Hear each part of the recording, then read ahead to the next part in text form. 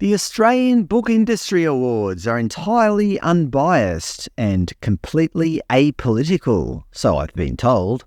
Here's the winners of 2024, and the Book of the Year goes to Brian's Life by John Smith. Brian is your typical Aussie bloke. He grew up on a dairy farm in regional Queensland. He's always voted for the National Party. He likes eating meat pies and drinking beer. He voted no in the 2023 Australian Indigenous Voice referendum, and he drives a Ford Ranger. But his girlfriend, Kylie, just dumped him, and the dairy industry has been struggling of late. So early this year, Brian took a leap of faith and moved to the big smoke to find a job. Unfortunately, things didn't go as planned. His boss accused him of using language that is not considered politically correct.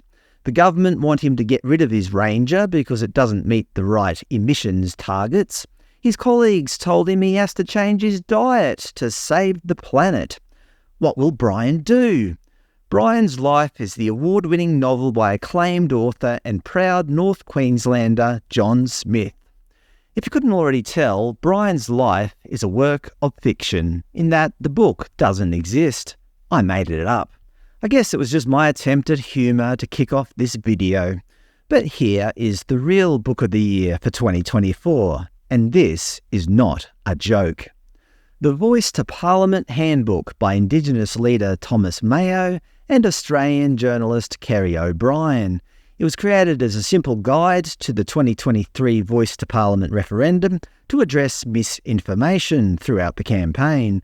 Mr. Mayo said himself, "I thought a handbook, something simple that people could hold on to, pass around and share with others to help them find the truth, would be important."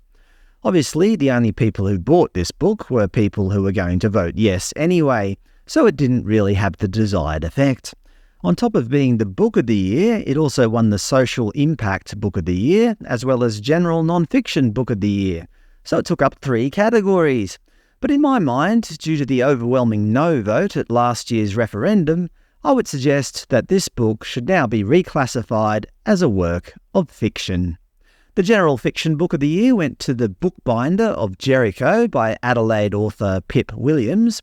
It tells the story of 2 young sisters during World War I who must bind books at the Oxford University Press. While all the men are off fighting, it's the job of the women to keep the nation running. One of the sisters has dreams of educating herself and using her intellect, not just her hands. It sounds like a very original storyline. In unrelated news, the commissioning editor, publisher of the year goes to these 6 individuals. Not one pesky male to be seen. They must still all be off at war.